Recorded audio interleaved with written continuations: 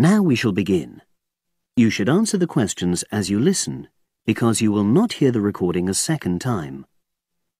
Listen carefully and answer questions 1 to 5.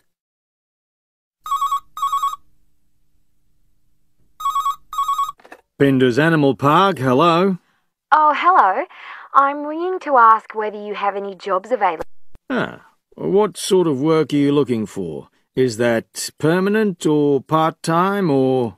Actually, I'm just looking for temporary work. I'm a student. Oh, right. I'll just get a form and ask you a few questions. Then I'll pass your application on to our recruitment section. Is that okay? Fine, thank you. So, starting with your name. It's Jane Lammerton. Is that Lammerton?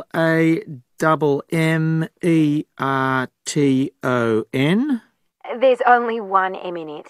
Oh, right. And your address? It's 42 West Lane. Right. And is that in Exeter? Yes. Okay. And can you give me your mobile phone number? 07792 430 921. Right. Now, the next thing is, when are you available to start work? I finish college on the 8th of June. That's in 3 weeks' time. But I can't start work till the 11th because I've got a hospital appointment on the 10th of June. No problem. Now, I need to ask you a few questions about the type of job that might be suitable. Do you have any particular kind of work in mind? It doesn't necessarily mean that you will get work in the field that you want, but I can record your preferences. Well, I'd do anything. And I have worked as an assistant animal keeper before, when I was still at school. But I'm studying at a catering college now, and I'd really like to get some experience as an assistant cook, if possible. Right. So that's your first choice. Have you done that kind of job before? No, but I've helped my aunt sometimes. She runs a cafe in Exeter. Would you say you've got any relevant skills then? Well, I'm used to using the kind of equipment you usually find in a kitchen. Before you hear the rest of the conversation, you have some time to look at questions 6 to 10.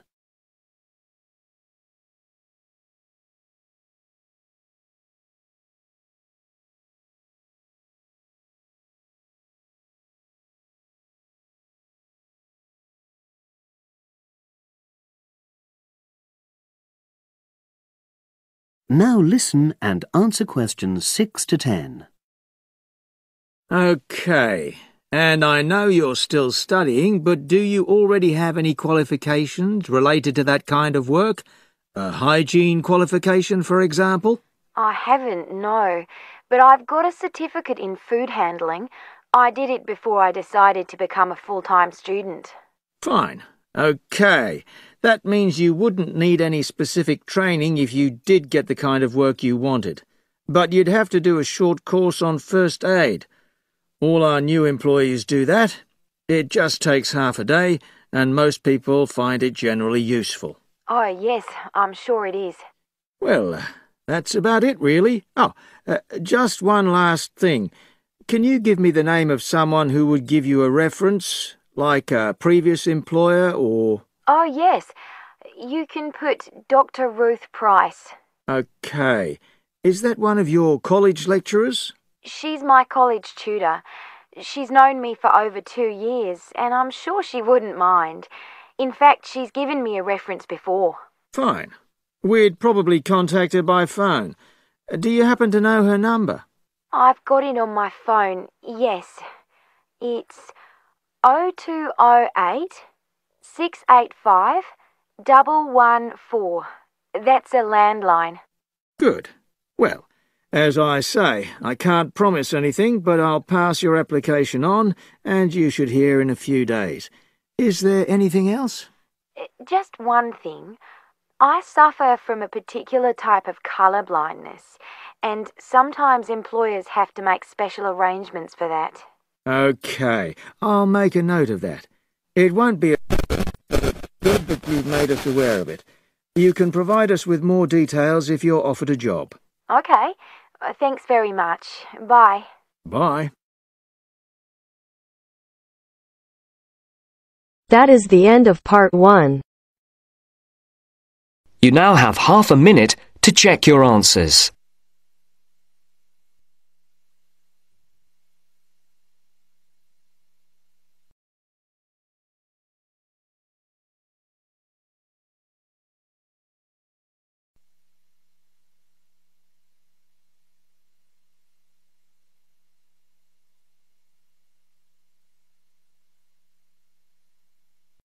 Now turns to part 2.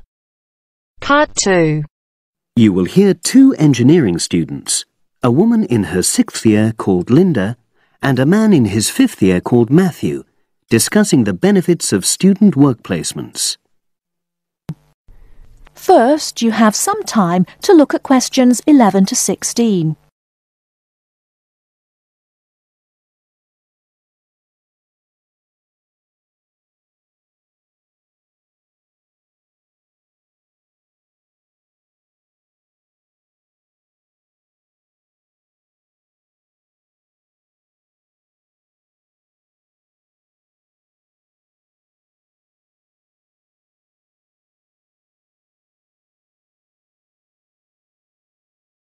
Now, listen carefully and answer questions 11 to 16.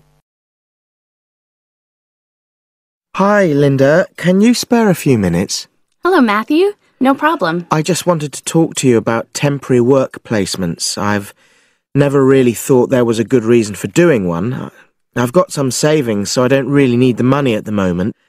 But I've had an email from the university about a vacancy that looks quite interesting. You did a placement last year, didn't you? I did, yes. In my case, I wanted to find out if I was making the right career choice before I began applying for permanent jobs. I thought I wanted to work in car manufacturing, but I wasn't sure, so I applied to Toyota. What was the application process like? Lengthy. There were a lot of different parts to it. The dullest one was a psychometric test. You know, when you have to answer loads of questions about yourself. And you're trying to guess what's the best thing to say. Yes. Then there was an activity that we did in groups, which I found really fascinating. Engineers are renowned for being a bit unsociable, but I thought we made a great team. And we had an individual task too. We had to sort through various business documents and prioritize them. It was just like what you have to do as a student, really, just with different content. What exactly were you doing on the placement? I was helping to design some diagnostic software to identify any waste in the car assembly process. Do you mean waste of materials? No, time. Anything that can speed the process up helps to cut costs. How did the work placement compare to being a student? Was it hard work? Yes, it was. I'd had full-time work before. I've done various unskilled jobs during university holidays, and some of those involve long hours. So I thought I'd find it easy. I was wrong, though. I think when you're on placement, you're always trying to prove yourself. So you push yourself hard to succeed? Yes. But I got a lot of support from my employers. They were always helpful. And then, at the end of the placement, I was given formal feedback. Do you mean on your engineering ability? Well, no. I didn't really need that because we had team meetings every other day. And so I had the chance to discuss technical issues and ask about anything that wasn't clear. The evaluation was about general workplace things, like organizational ability, initiative, that sort of thing. I get the impression you think you benefited from the placement. Well, the best thing is that they've offered me a job for next year. Depending on my exam results, of course, but still. A permanent one? Yes. But apart from that, I learned so much. The industrial environment was much more demanding than the academic one, so my general skills improved, like time management, meeting deadlines. And on the technical side, I learned new software packages, like MS Project. Well, I think you've convinced me that work placements are worthwhile, but while you're here, can you give me advice on something else? Before you hear the rest of the talk, you have some time to look at questions 17 to 20.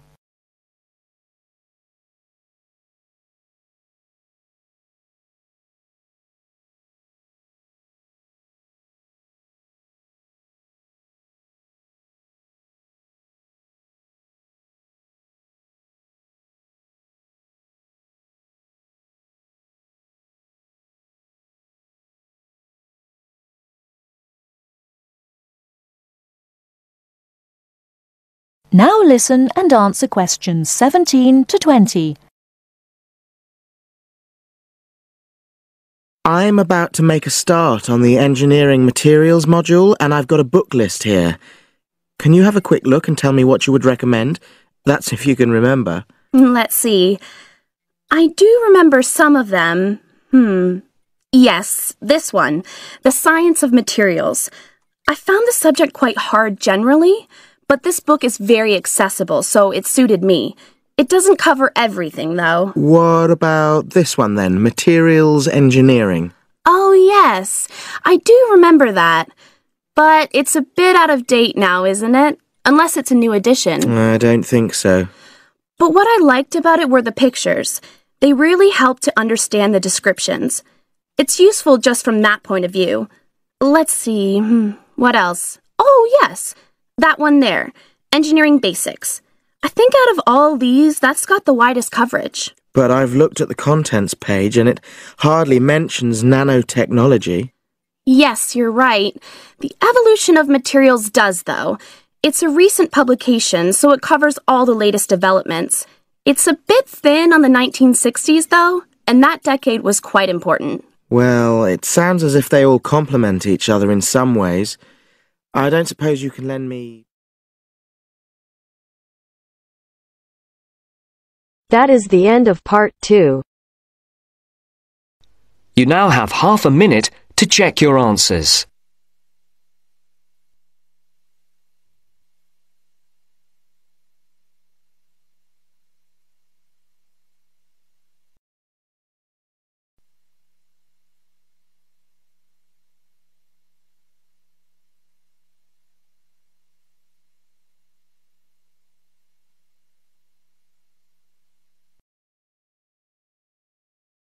Now turns to part 3.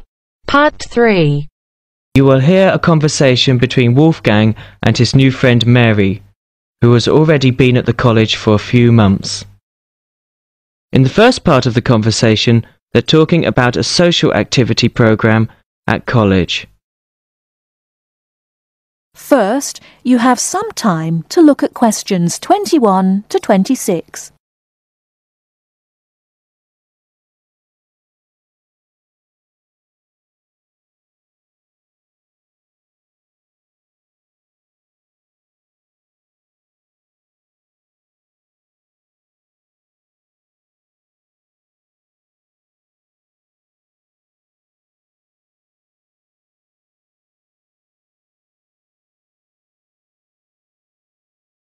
Now listen carefully and answer questions 21 to 26.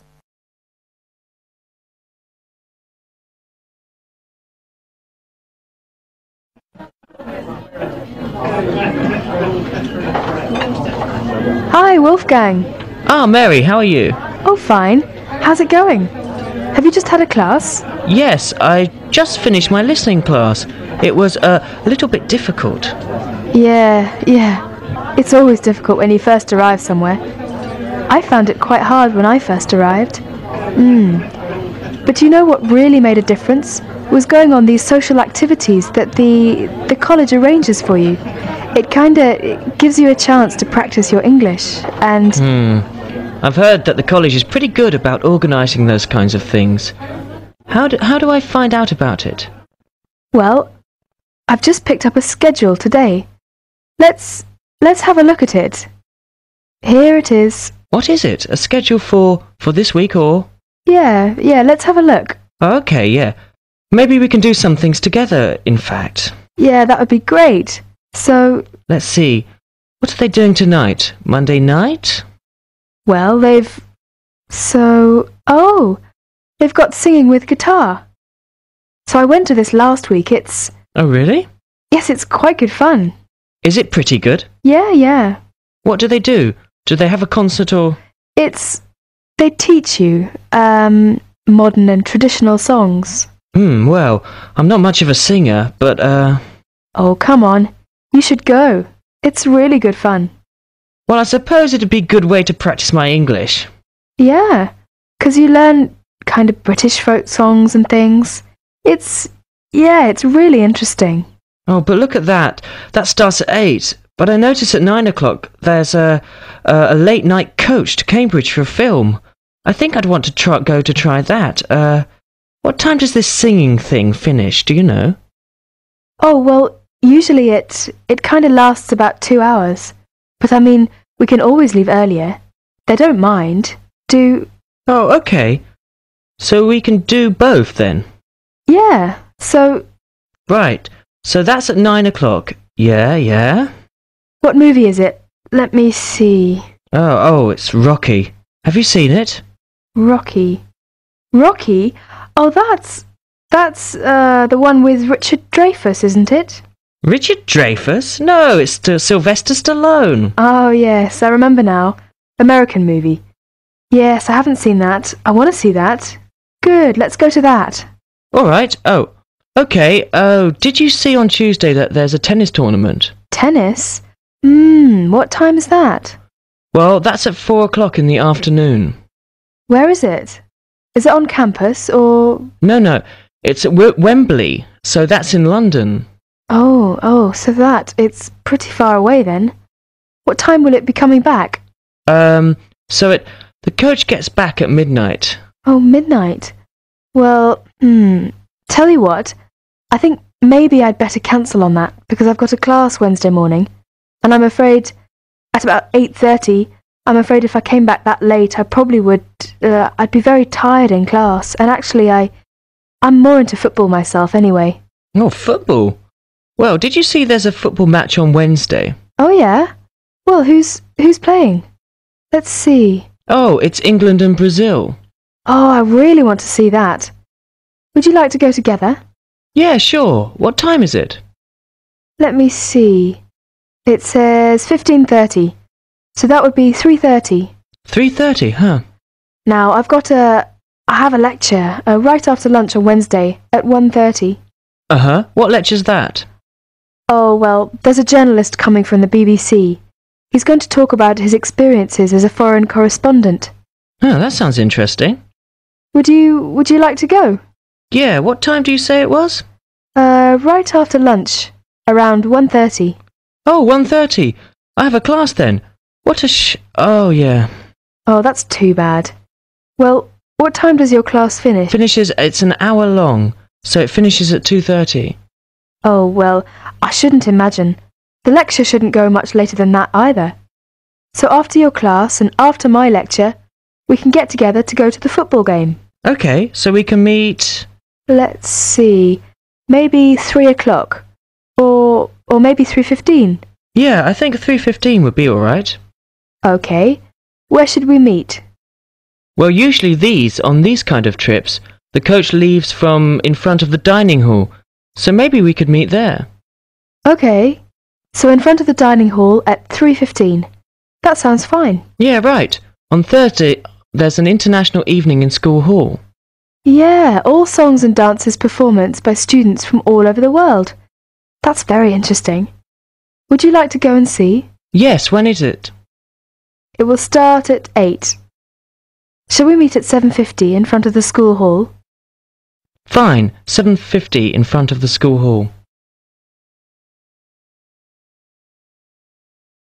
Before you hear the rest of the talk, you have some time to look at questions 27 to 30.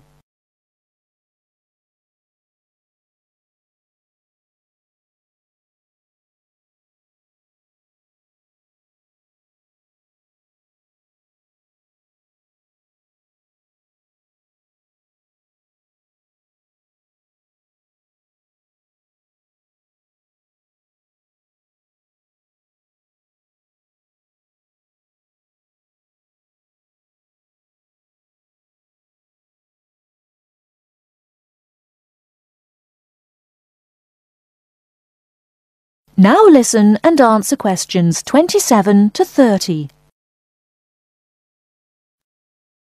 Oh, and another thing I definitely want to do this weekend is to go and see...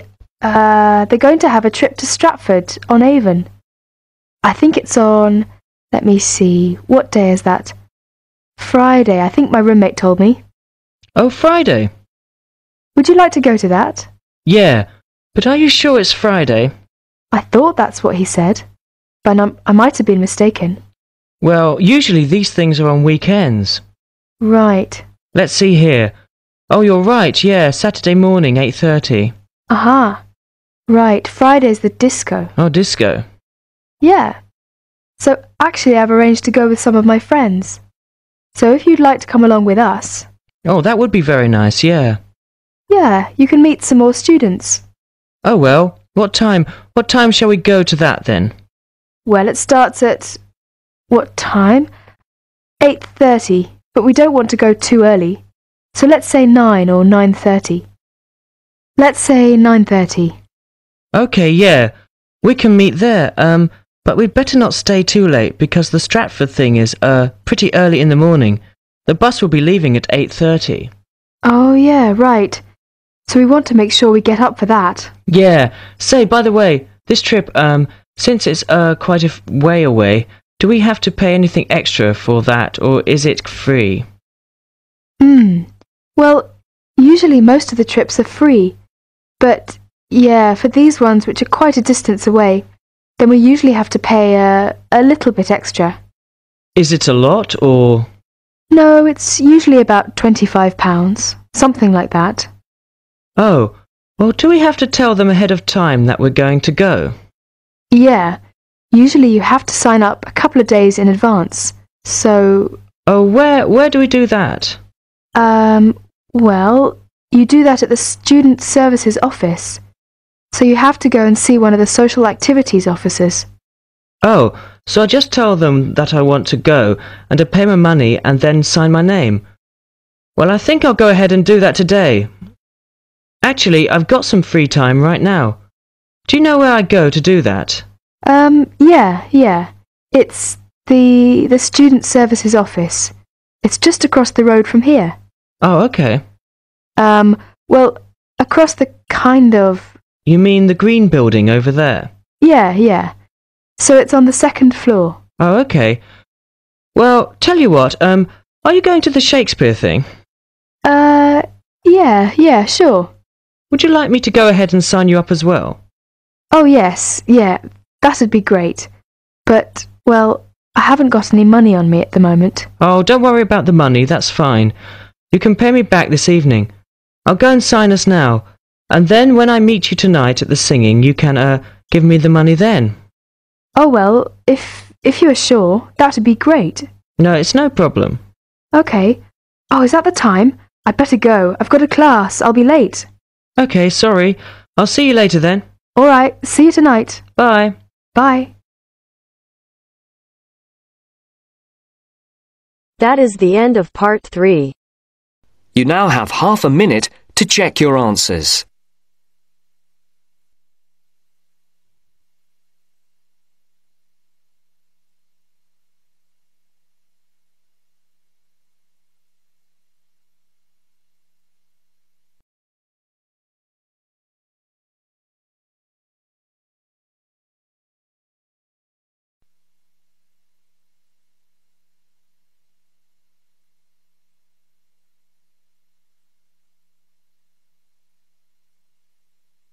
Now turns to part 4. Part 4. You're going to listen to a talk about tea in the UK. First, you have some time to look at questions 31 to 40.